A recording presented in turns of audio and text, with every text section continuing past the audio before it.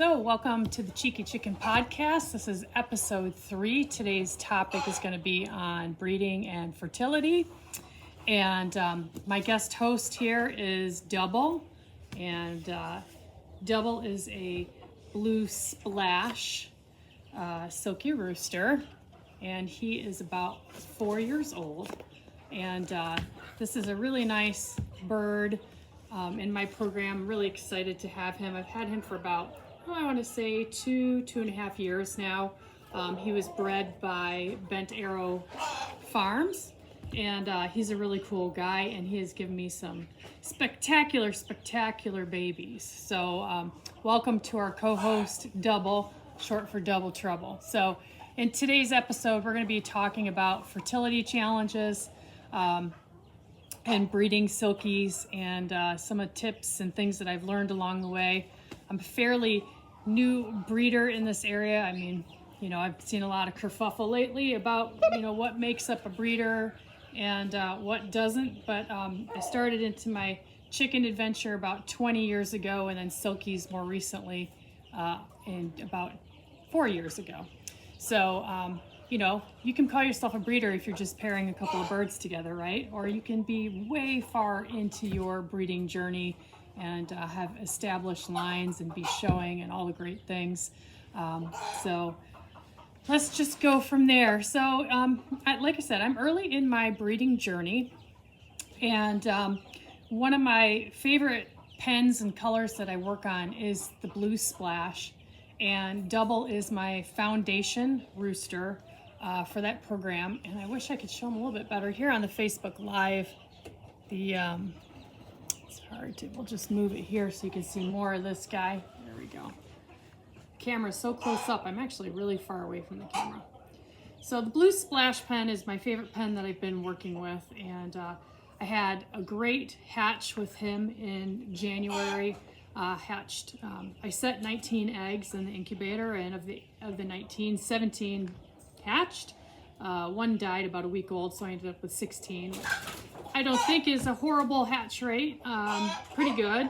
And then most recently I shared some eggs with a friend of mine, and sold some eggs to a gal over about an hour away. And unfortunately, I don't know what happened, but all of a sudden, and my girlfriend says, hey, these Splash eggs you gave me, they're all duds. And I was completely shocked. I thought, all duds? I just had this fantastic hatch in January with a good hatch rate. And I thought, must be an incubator problem. Must be this, must be that. And, I sold the eggs to the other gal, and she got back with me recently, said, hey, it doesn't really look like any of your Splash eggs are developing. And so immediately, I am seeking to try and understand what is causing that. I mean, I had a great hatch in January. I want to be fully transparent with anyone I'm sharing eggs with, especially if I'm selling eggs, and try and figure out what's going on. So my first thought was, well, geez, Double, he's 4 years old now. Maybe his fertility is dropping, which is totally plausible for an older rooster, but he's really been, proven himself, and he's been just a great bird. There's so many things about him that I love. And he's really good with the ladies. And I thought, oh gosh, how could it possibly be that, he was fertile throughout the winter and we had a great hatch, and then all of a sudden, just here recently in February, not so much.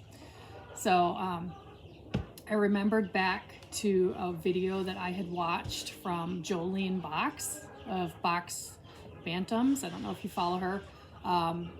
And she had talked about plucking feathers on her roosters to help with fertility. Now, I've made a practice of trimming feathers and things, but I guess I jumped ahead here. What I should say is one of the things that you should do when you are experiencing fertility problems is maybe take a look at your chickens really closely and see, do they have any mites? Are there any physical symptoms? All the things. But I thought, well, I better check out his backside and see what's going on. And then, so I went to check out his backside. I thought, where is his backside? Like, there's so much fluff, which then led me back to that video that I had watched from Jolene. Now, I've trimmed with scissors around the vent and the cloaca on the roosters in the past. But what Jolene spoke about, and I really think is a great tip, is to pluck the feathers. And the reason why you want to pluck them is because when you cut them, it can leave them sharp. And when they're mating, because they're just touching parts, those sharp feathers can be a turnoff for the hens, and then the hens are going to run away, and so they're not making contact. So I thought, well, we're going to start plucking. So believe it or not, yesterday I brought him out and I already did some plucking in the area. I don't want to get too graphic here on Facebook Live, but you want to pluck a little bit around the vent area, especially underneath, because of the way that they mate and the connection of the cloaca. That's why they call it the Cloacal Kiss. I can't even say that, so I won't pretend to know how to say that. But I need to do a little bit more plucking on him.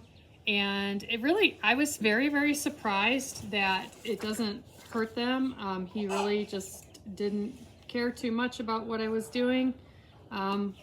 Just like that. And I just plucked some feathers out from underneath the vent. I didn't want to do too many yesterday all at once because, I don't know, if you're pulling my hair out, I think it would hurt. But the object is to really kind of create a runway, if you will, so that all the necessary parts can touch, right? So it's a little bit better. I still have a little bit more work to do here. And he's very, very fully feathered, you know, in between his legs and everything. This guy, he's just too much feathering. So likewise with the boy rooster, rooster is a boy. And I don't want to say the C word, which is the proper word to say when you're in the industry, but I don't want to get shadow banned by Facebook for saying the word. But you need to also take a look at your hens. So I'm going to go grab one of my hens right now. So say bye, Bubba. He's such a good boy. He's such a good boy. So I'm really hoping that within the next couple weeks when I start checking eggs again, that we will have more fertile eggs. You see Auntie Danielle is watching? I see that Auntie Danielle is watching. All right, let's go get another bird. I'm just going to put him down here, hang out.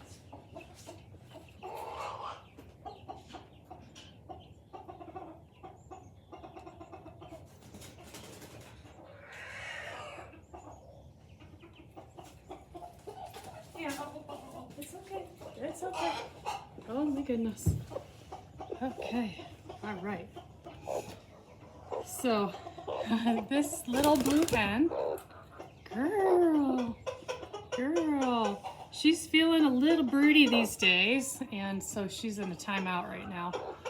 This blue hen was bred by Kenyon Blake, so I'm really, really excited to have this hen from a master breeder, and she's just coming to maturity.